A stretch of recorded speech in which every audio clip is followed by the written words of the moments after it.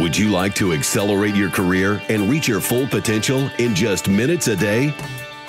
Welcome to the LEADx Show with New York Times best-selling author and Inc. 500 entrepreneur, Kevin Kruse.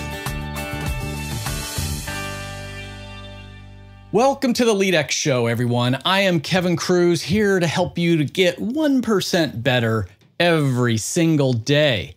And don't forget, before we begin, please remember, you can get free management and productivity video training every single day at leadx.org. Why wouldn't you tell all your employees about it?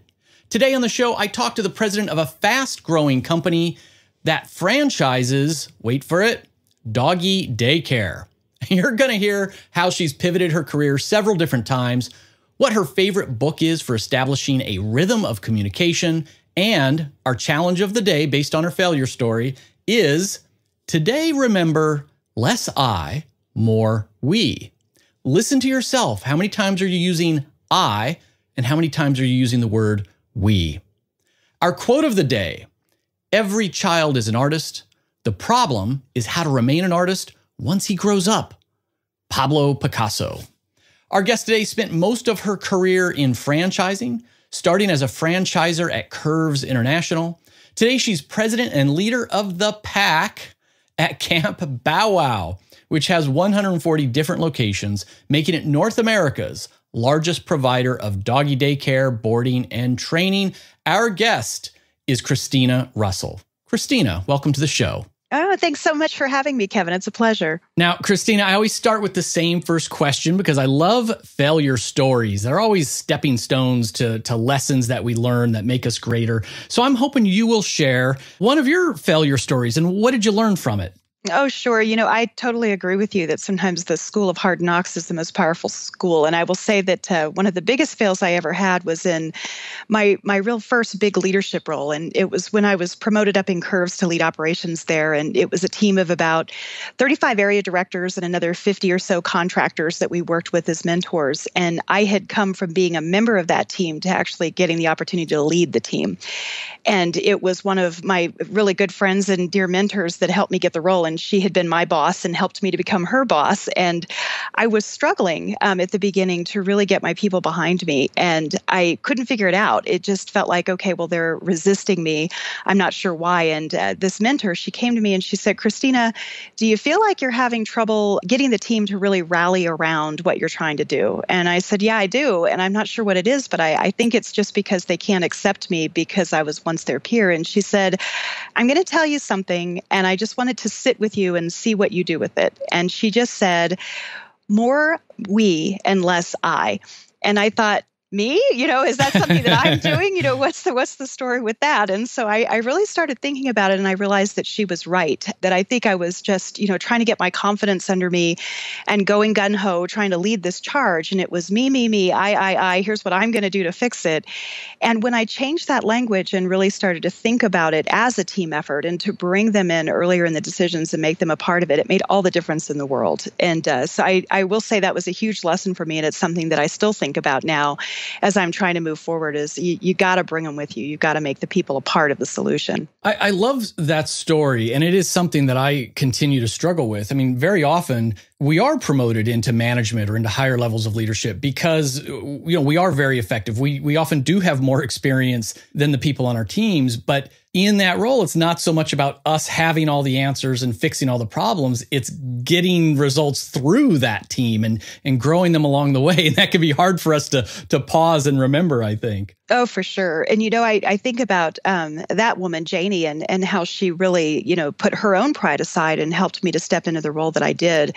And what an ally and advocate she was as a leader, and just what I learned from her through that process. And I've looked at that, as I've gotten later in my career, of how do I help people to make that jump themselves and turn the people that work for me into people that, who knows, maybe I'll be working for someday, but to help them reach their full potential. Yeah, that's great. And before I dive into, get more advice from you on management, leadership, and other topics, I want to set some context. Your failure stories from your time at Kruse, and I mentioned in the, when I read your bio in the pre-show about your career background. So this is quite a different change. Let's start. Tell us about Camp Bow Wow And how's it different than, the independent dog kennels that I'm used to, like around my house? And how big is the company? Oh, sure. Yeah. So Camp Bow Wow is actually the largest provider of dog daycare and boarding. And we have 147 units open today, another 50 or so in our pipeline that'll open within the next 14 to 24 months, just depending on the size and how they're opening that facility.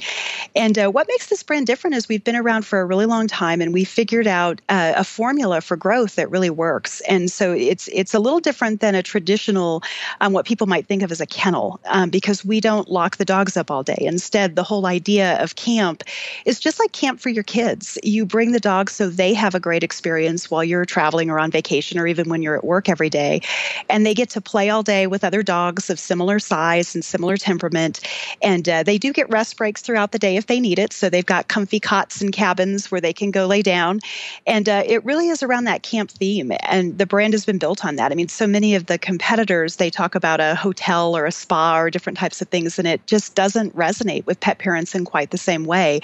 And what we do really embodies that brand. So it's a camp. It really is a place where dogs can go to have fun. I love that concept and from a business standpoint, the positioning, because I think there's so many people. My own parents who are now in their 70s, and they have an older dog, a bigger dog, Barrett, great old dog, but they really don't travel anymore. They don't go on vacations because they feel guilty. If a family member can't watch the dog, they don't want to put him into a kennel because, it's like doesn't seem like a very good experience. So I love this idea. It's like, while you're going on vacation, Barrett's going on vacation. He's going to have a blast. He's going to love it. So I think that's a great idea. Oh, for sure. And the main thing, and all of us in the industry, I think the job one is safety. And so we've, made an environment where it's really safe for dogs to play. And we interview the dogs. We actually make sure they're going to be a great fit for camp. And we turn away about 10% of them because they're not a good fit. And those are ones where sometimes in-home pet care may be a better solution. But for dogs that do like to play in a group environment, which is the vast majority of dogs, about 90% of the dogs will qualify in our camps, they just absolutely love it. And you think about where it was 10 years ago. And 10 years ago, if you went on vacation, your dog went to prison.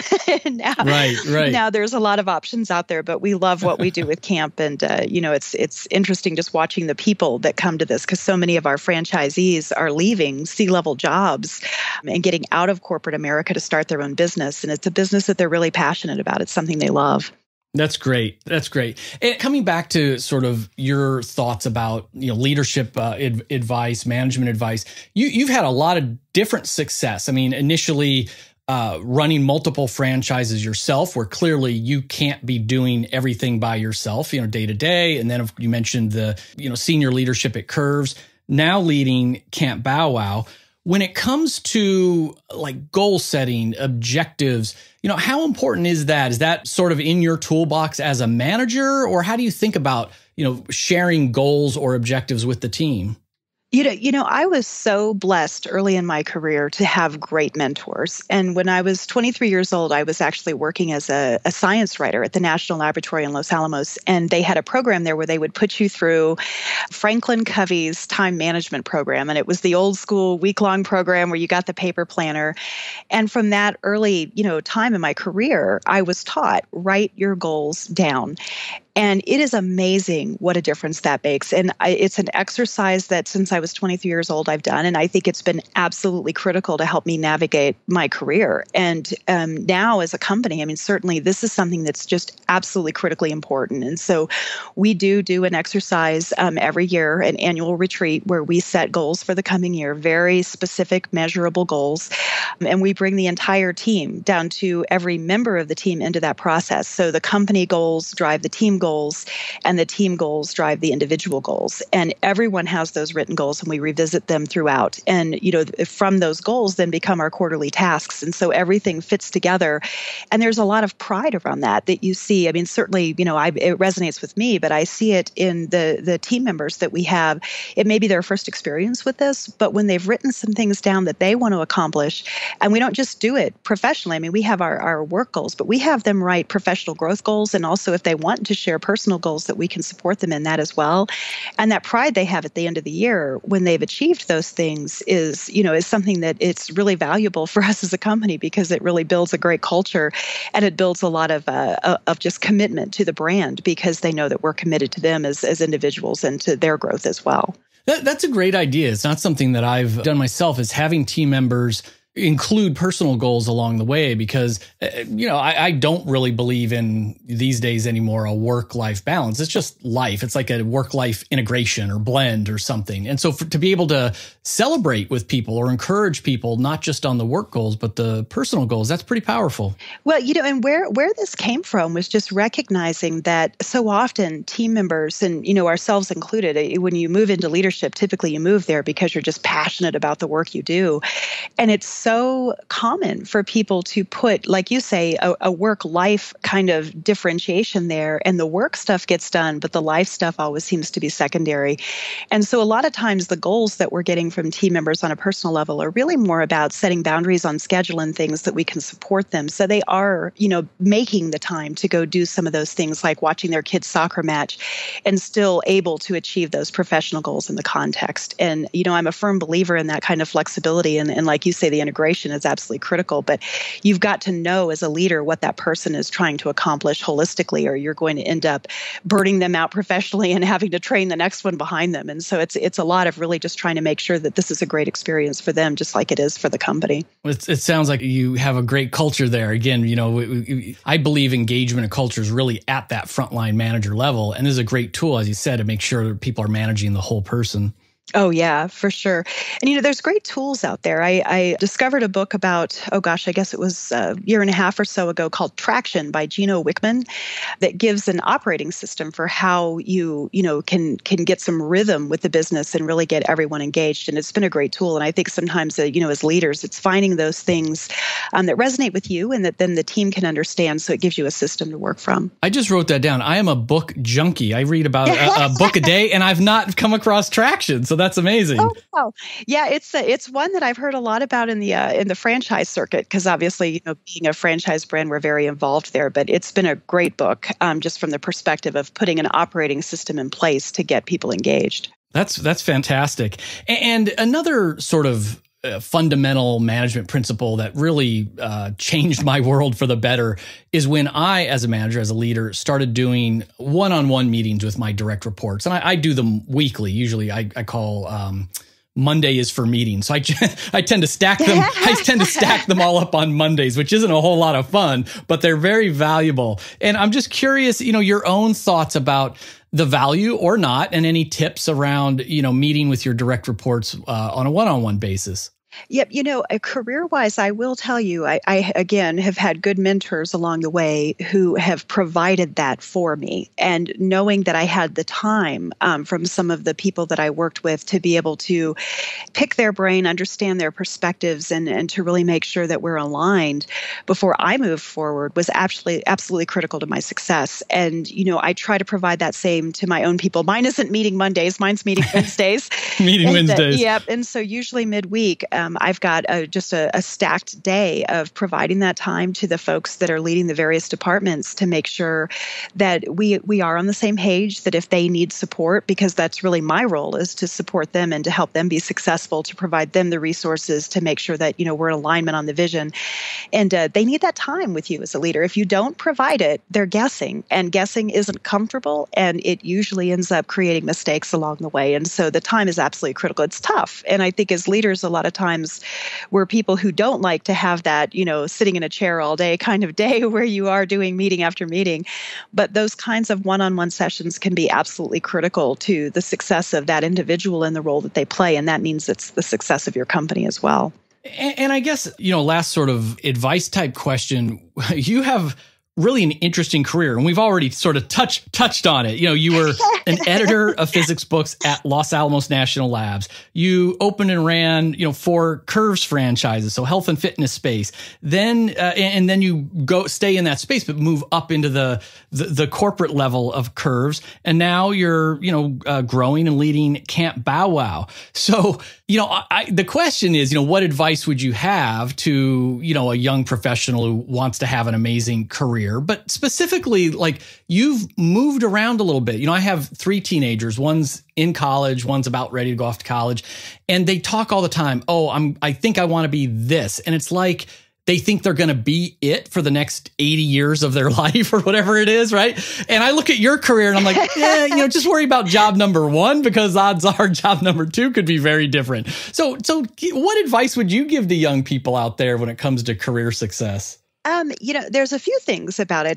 The first and foremost is, if you're miserable, move on. So if you're going down a path and you find out it's not quite the path that you wanted, don't be afraid to pivot. Don't be afraid to shift to something different. And I think the best advice is, you have to be a lifelong learner, and you have to be willing to step through those doors, even if it's completely new and scary, if it's a direction that feels like it has opportunity for you. And so it may feel random, but I think the defining thing throughout all the career transitions I made is the desire to fix it and make it better, and to really have that opportunity to be in front and to lead the way, to take something that maybe isn't working quite as well as it could, and to make it work just a little bit better. And if you're always looking for that way to bring, you know, a little bit more insight and a little bit more innovation and a little bit more, you know, creativity to something, and to put yourself out there to learn and to grow, those doors just keep opening. And you know, it's been exciting. And I will say, for the last, since 2000, so 17 years of my career, it really has been in the franchise space. And I think what excited me about that space when I came into it as a franchisee is just the incredible opportunity that's there for people who had careers working for others to create businesses of their own with a proven system. And I loved it as a franchisee, but then I found what I loved even more was helping folks to make that leap, because it's a scary leap going from being an employee to being an employer.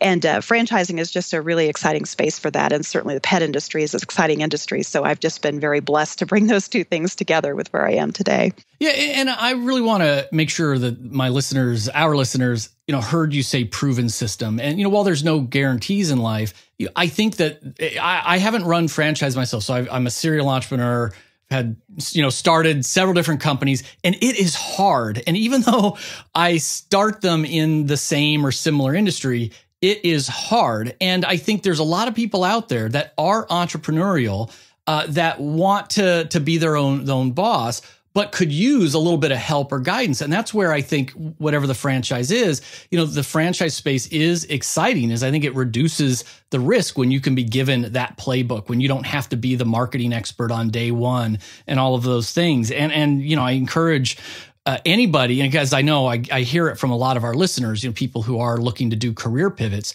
to really, you know, think seriously about, you know, owning their own business as a franchisee. Oh, yeah. And, you know, if you start learning about the franchise space, what you'll find is that most of the folks that end up in franchising are people who've been very successful in careers and are ready to hold the reins themselves, but aren't necessarily the ones that have that, you know, that big idea for a business. And so what you're basically doing in franchising is looking at all the big ideas that are out there and saying, hey, I would love to have the opportunity to be a part of that idea and to execute it well, because I know that I'm an expert at execution, and I want that next step into entrepreneurship on that with somebody's idea that really works. And, you know, like you say, there's no guarantees. And, you know, you can look at the success and failure of franchise brands over time, and franchise businesses struggle, like all businesses, to stay ahead of trends and to, you know, to be cutting edge. But there's so much that happens in the franchise space where you can see, you can look, you can understand the model before you get into it and know what that risk looks like. But at the end of the day, your hard work can pay off in a much different way than it does when you're working for a company and just waiting for a promotion. You can actually grow your business to the scale that you want it. And, you know, obviously many franchisees become multi-unit owners. Our brand, you know, when I came here in 2014, was only about 5% multi-unit, but many of our owners, due to their success, have bought additional units and are multi-unit owners now. We're about 27% multi-unit today. Wow, that's a big jump. Oh yeah, incredible jump. And again, it's, they get that first step into business and get a successful camp behind them. And then they're ready for camp 2, maybe 3, 4, 5. We've got an owner right now who has 5 and is working on his 6th. Wow, that's great. So what else when it comes to Camp Bow Wow? What are you most excited about these days? It's a great brand. It's fun to be in the leadership position. Looking at where we are with digital marketing, which of course is huge. The brand itself, Camp Bow Wow, is now searched as often as the term dog boarding. Wow. So we're becoming kind of the Kleenex of our industry, if you will, and it's exciting to see that. But I think it's the continued innovation. And so we made the decision last year to bring our technology in-house and to make a major investment in rebuilding our point of sale system into something that's actually a tool for convenience and automation, both for the customer and for the franchisee. And so there's a lot that we're doing to really take that to the cutting edge and take a lot of the technologies that exist in the hotel space today and bring those to the dog space. And it's just not being done. So it's exciting to be on the cutting edge of that and to have the opportunity to get there and really lead the way in that. And I will say the other thing that continues to excite me, the brand has always had an element of it that is giving back to the communities that we're in. And our foundation is doing better than ever. We had our biggest year, but the Bow Wow Buddies Foundation is a way that our camps will do work in their local communities to identify families that have necessary medical treatments needed for their dogs that they can't afford.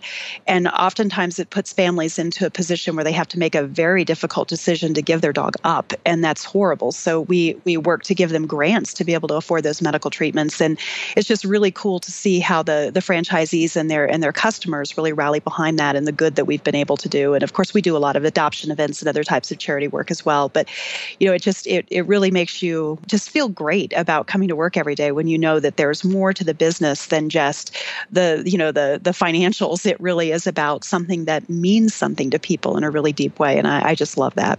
Yeah, I often say, all else being equal, people would rather work for a purpose than a paycheck. And clearly that's what's motivating you and your partners. That's great to hear. Yeah. So how can our listeners find out more about you and also, of course, Camp Bow Wow? Sure.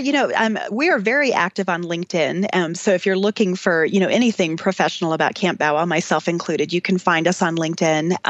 But Camp Bow Wow itself, visit campbowwow.com. We have all the information there, both for our pet parents and for people that might be interested in franchising. And so you can go to campbowwow.com and link to our, information on franchising and learn all about what it means to be a franchisee, see some testimonials from existing franchisees and why they got into the business and what it's meant to them. And just gives you a chance to kind of explore that potential if it's something that's interesting. That's great. Christina, thanks for coming on to the LEADx Show.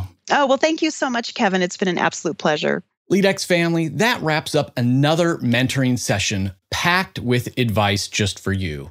Before I go, I hope you'll remember that at LEADx, we're on a mission to give free leadership training and professional development to everyone, anywhere, at any time.